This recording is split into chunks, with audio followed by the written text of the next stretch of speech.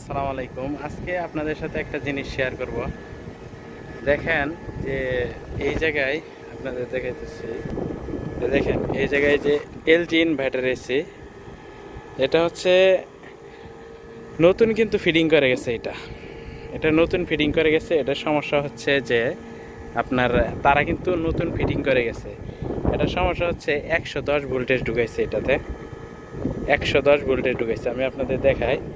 এই জায়গায় সৌদি আরব যে আছে কিছু রিয়াদে হইতেছে, দেখেন আপনার এই যে এই জায়গায় এরা হইতেছে আপনার একটা ফেজ দিছে, একটা নিউট্রাল দিছে।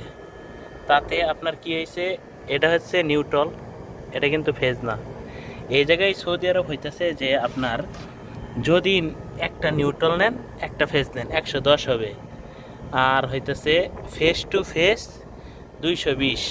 আর কি রিয়াদের ভিতরে এখন হইতেছে যে অন্য অন্য জায়গায় অন্য সিস্টেম, একটা নিউট্রাল একটা ফেজ নিলে 220 হয়। এই জায়গায় এলজি শরিকার লোক কীভাবে এটা ফিটিং করলো আমি বুঝলাম না। যে তারা মিটার তাদের কাছে ছিল না না ছিল এটা জানি না আমি, যে এই জায়গায় একটা এসি তারা ফিটিং করে চেয়ে গেছে 110।